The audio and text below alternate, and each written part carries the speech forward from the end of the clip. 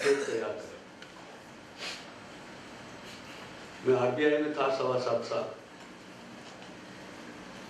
वो जो रिक्रूटमेंट करते हैं और उसमें जितने SC ST के लोग कैंडिडेट बनते हैं उनको वो एक अवसर देते हैं, उनके लिए कोर्स अरेंज करते हैं, उनको तैयार कराते हैं एग्जाम में। तो इस तरह की अगर HPCL में कोई पहल हो कि जितने भी एप्लीकेशन आती हैं उनमें से SC ST लोगों के लिए स्पेशल कोचिंग, एक 15 दिन के लिए, महीने भर के लिए अलग अलग सेंटर में, क्योंकि हर आदमी के लिए मुंबई आना पॉसिबल नहीं होगा और ऑर्गेनाइजेशन के लिए भी सबका इंतजाम करना, आना जाना मुश्किल रहेगा। तो अलग अलग जोनल सेंटर्स में ये व्यवस्था की जा सकती है। जाधव जी ने एक हॉस्टल के बारे में भी जिक्र किया, SC ST गर्ल्स के लिए। अगर इस तरह के हॉस्टल्स, क्योंकि जहाँ जहाँ बड़े बड़े जगह जाते हैं वहाँ इन लड़कियों को रहने की बहुत, नौकरी तो मिल जाती है पर वहाँ जाके घर बार छोड़ के बाहर जाके अकेले रहना बहुत मुश्किल का काम रहता है आजकल के माहौल में, तो बहुत ही मुश्किल है। तो इस तरह के अगर हम कुछ व्यवस्था कर सकें, हॉस्टल बनाने नहीं तो किराए पे मकान 2-4 फ्लैट लेके इस तरह की व्यवस्था कर सकते हैं। एसोसिएशन में एक्सीलेंस की बात, एक्सीलेंस मतलब हम अपनी तरफ से बढ़ चढ़ के काम करें। आमतौर पे ये कह के टाल दिया जाता है कि SC ST वाले तो ऐसे उनको नौकरी मिल जाती, आता जाता कुछ है नहीं, गवर्नमेंट की दावत बन जाती। हम ये माहौल नहीं देखना चाहते। सही है, रिजर्वेशन में हमको नौकरी तो दे दी है, लेकिन ये नौकरी बरकरार रखनी चाहिए और दूसरे लोगों से हम क्यों नहीं अच्छा काम कर सकते, उससे मैनेजमेंट को भी फायदा होगा, आप लोगों को भी फायदा होगा, ज्यादा से ज्यादा लोग अच्छे आगे जाएंगे और आगे जाएंगे तो उससे प्रोडक्शन बढ़ेगा, उससे सेल बढ़ेगी, कंपनी को फायदा होगा, कंपनी आपके लिए काम करेगी, आप कंपनी के लिए काम करेंगे।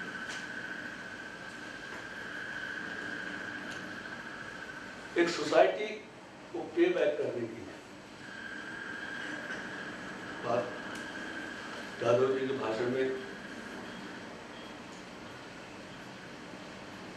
जहां से हम आए हैं हम अपने अंदर झांक के देखें कि हमने उस जगह के लोगों के लिए, उस जगह के लिए कुछ किया है क्या।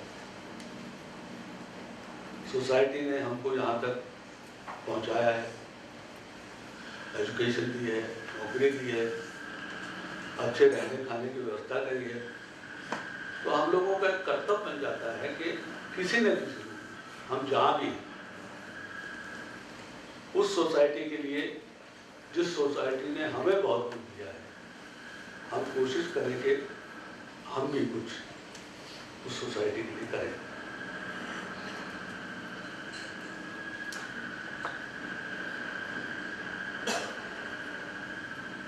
श्री नामदेव ने आप लोगों से एक रिक्वेस्ट करी थी कि इंडिविजुअल इश्यूज सोसाइटी में ना हो सकते। मैं उनसे इत्तेफाक तो रखता ही हूँ, लेकिन थोड़ा सा हट के कि इंडिविजुअल इश्यूज से ही पब्लिक इश्यूज बनते। वो इंडिविजुअल शायद अपनी बात रख रहा है, लेकिन उसके जैसे और भी बहुत लोग होंगे जो अपनी बात नहीं रख पाते। तो अगर वो इशू की बात है, पर्सनल प्रॉब्लम नहीं है, पर्सनल इशू है, तो वो बहुत लोगों का इशू हो सकता है। तो उस नजरिए से अगर देखेंगे तो ज्यादा फायदा होगा।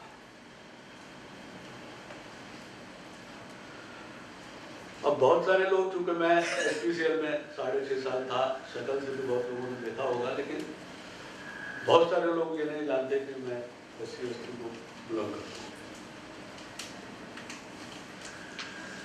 तो अनफॉर्चुनेट इंसिडेंट, गठनकर साहब की बहुत हमारे परम मित्र थे,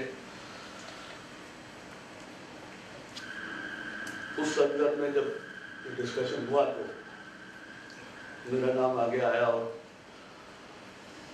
जोशी जी ने आगे होके ये मुझे मौका दिया आप लोगों के साथ में।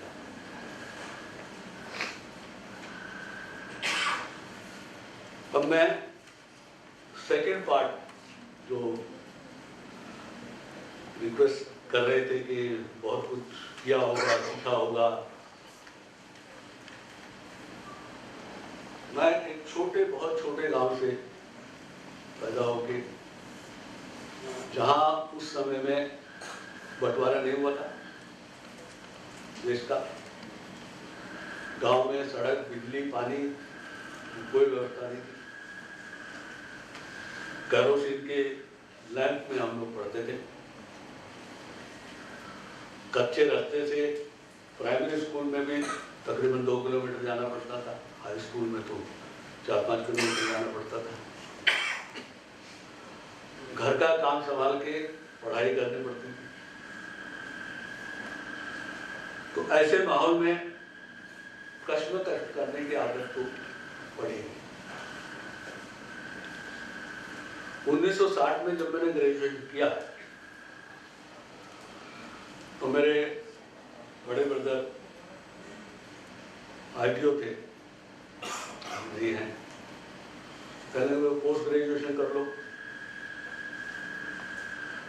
तो फादर की डेथ हो गई थी और मैं किसी पे बोझ नहीं बनना चाहता। मैंने कहा भाई साहब मैं तो अपना काम करूंगा और उसके बाद में जो कुछ कर पाऊंगा करूंगा।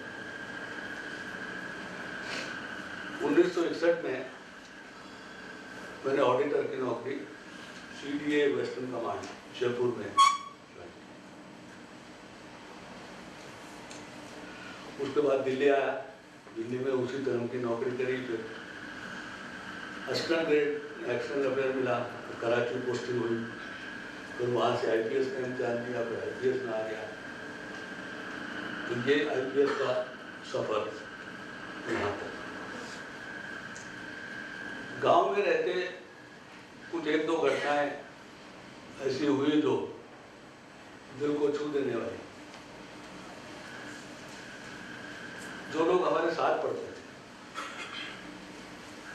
जिनका उठना बैठना था, घर में आना था, एक दफा मतलब बचपन में शादियां हो जाती हैं। I was fortunate that I got married only after joining IPS। साथ वाले गांव में शादी थी, लड़का यादव, उसने बुलाया, मैं गया। वहां जाने के बाद में उसने कहा कि भाई तेरी जात वाले जब खाना खा लेंगे उनके साथ बुलाएंगे।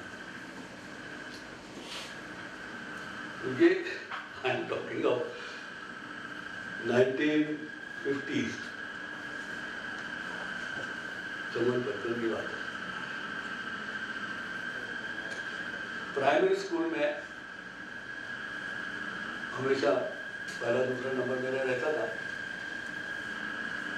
एक वजीफे का एग्जाम हुआ, स्कॉलरशिप एग्जाम होना था, जो चौथी में होता है, आगे की दिशा तय करता है। टीचर लक्ष्मीनारायण यादव,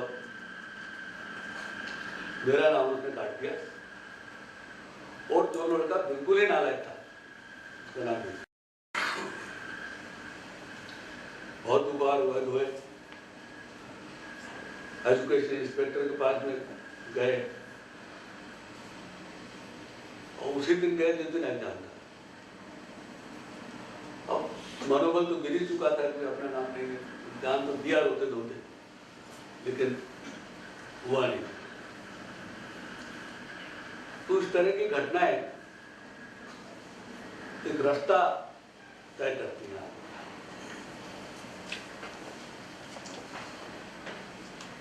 मैं औरंगाबाद में एडिशनल एसपी था, एएसपी अहमदनगर अकोला में 4-5 दफा ऑफिशिएट कर चुका था। जब एसपी छुट्टी जाते थे तो मुझे चांस मिलता। औरंगाबाद में मैं एडिशनल एसपी प्रमोशन पे गया था। 1973 में एक आइडिया आया था कि सीनियर पोजीशन में भी एससी एसटी को रिजर्वेशन मिलेगा। उसका मेरे डीआईजी पे इतना असर पड़ा कि एक तो मेरे 2-3 एसीआर खराब कर, और यहां तक लिख दिया कि मेरा intellectual level, intelligence below average. मैं यूपीएससी से सेलेक्ट हो गया, मैं रास्ते से इंटरव्यू के आया था मैं। यू कांट जज माय इंटेलेक्चुअल लेवल, पर किया। एसपी हमारे छुट्टी गए। प्रथा ये रहती है कि एडिशनल एसपी को चार्ज मिल जाता है, ये become the. He took the charge himself, DIG took the SP charge himself, मुझे नहीं दिया। हुआ ये कि एक गांव में एक एससीज की बारात के ऊपर गांव वालों ने हमला कर दिया और मार पिटाई हुई, काफी लोग इंजर हो गए, शामियाना तोड़ दिया, मंडप तोड़ दिया, पुलिस में कंप्लेंट हो गई। और वहां पे भी औरंगाबाद में एससी एसटी एसोसिएशन काफी स्ट्रॉन्ग है, जागरूकता काफी है। ये केस फिर डीआईजी हैंडल नहीं करना चाहते, वहां मुझे भी तुम जाके देखा जाके जितने एबल बॉडीड दिखाई दिए सबको पकड़ के अंदर कर दिया। बाद में देखा जाएगा, 2-4 महीने अंदर रह जाएंगे, जब तक जेल नहीं मिलेगी वो सजा तो मिलेगी। एसपी था मैं धुलिया में, एक गांव था शेल्टी। धूली वंदन से पहले तो जलाते हैं, आग जलाते हैं होली। तो कुछ आदिवासी लोगों ने होली की आग में कुछ लकड़ियां डाली, तो गांव वालों ने उनको दौड़ा दौड़ा के 5 आदमी का मर्डर कर।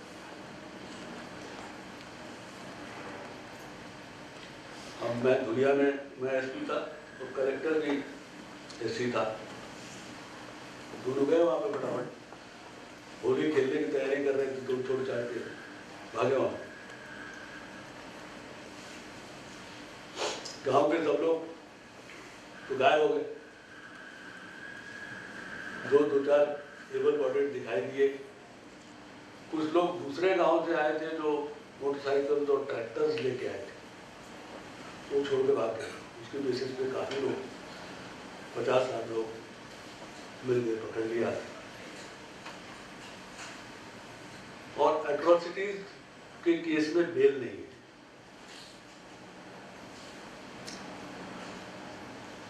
तो लोगों ने फिर एक तरकीब सोची कि इनके हाथ में अगर केस रहेगा तो फिर मुश्किल रहेगा, तो केस सीआईडी को दे दो।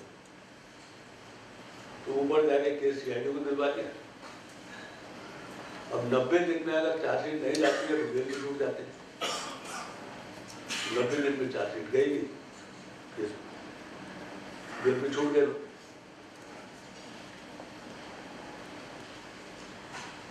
मैं सीबीआई में रहा, बॉम्बे में 4.5 साल एसपी था, 4 साल दिल्ली में एसपी था, वापस दुनिया में आया।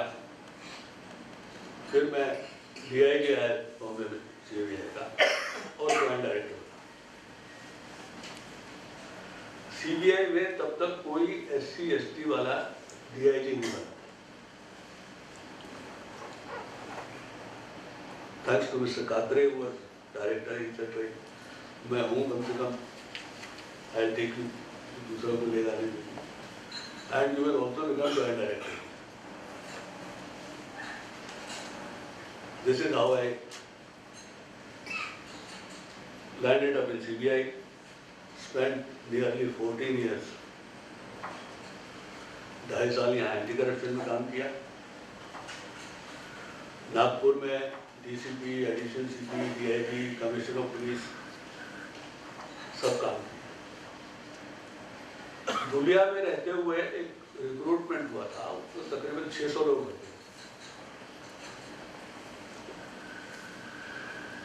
प्रथा हुकूमत ये थी कि अगर SC वाला नंबर 1 पे भी है तो he should be treated against the reservation. तो जब लिस्ट मेरे सामने लेके आए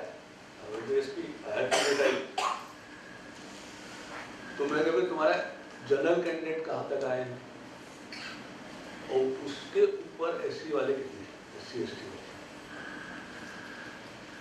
वो तो जनरल में चले जाएंगे। उसके बाद में कैलकुलेट करके बताओ कि रिजर्वेशन कितनी है। नहीं साहब बोले अभी तक तो ऐसे ही होता रहा है। अभी तक ऐसा होता रहा होगा, अब तो SP मैं हूँ तो मैं डिसाइड करूँगा, और जो गवर्नमेंट की गाइडलाइन है उसके हिसाब से लिस्ट, तो उसके हिसाब से नहीं चुनेंगे। जब 20% रिजर्वेशन था तो 30% लोग आ गए, फायदा तो होता ही है।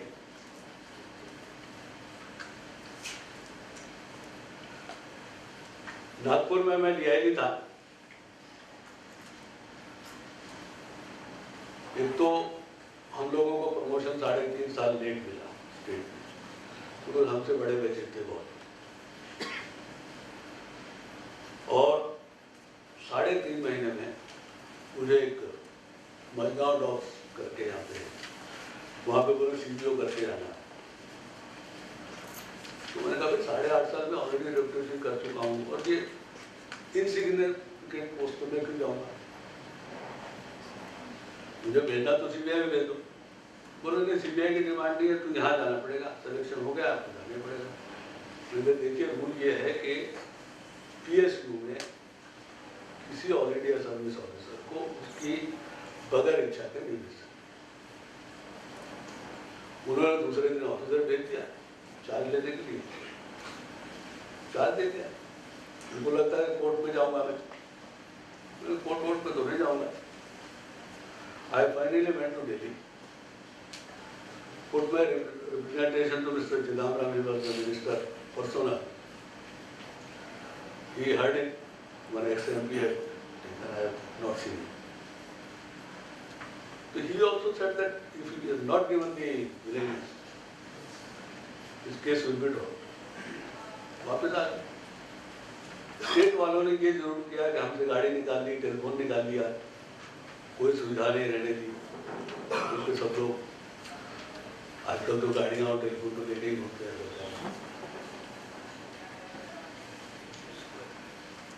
पर यहाँ इस ऑर्गेनाइजेशन में अभी मैं आप लोगों की हित की रक्षा करने के लिए सोसाइटी में जो भी मैं कर सकता हूँ आप लोगों की सेवा में, मैनेजमेंट ने मुझे रखा है, लेकिन आप लोगों के लिए रखा है। आपको किसी किस्म की कोई परेशानी हो, ऑर्गेनाइजेशन में हो या ऑर्गेनाइजेशन के बाहर भी अगर कोई मेरी मदद की जरूरत हो तो मैं तैयार हूँ। इन्हीं 2 शब्दों के साथ में आप सब लोगों का धन्यवाद। Thank you. जय महाराज।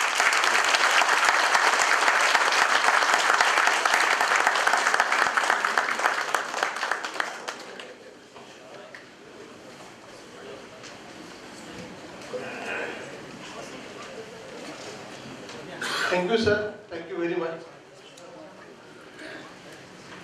हम लोगों ने ये ऑब्जर्व किया कि जब सर बात कर रहे थे तो ये पूरे हॉल में पिन ड्रॉप साइलेंस था। इसका मतलब यही है कि हम आपकी बातों को बहुत ही गंभीरता से ले रहे थे सर, बहुत ही गंभीरता से। और हमारी जो भी आने वाली जिंदगी में हमारी जो क्या बोलते हैं मार्गक्रमण रहेगा, उसमें आपकी बातों का जो असर है वो दिखाई देगा। Thank you very much once again.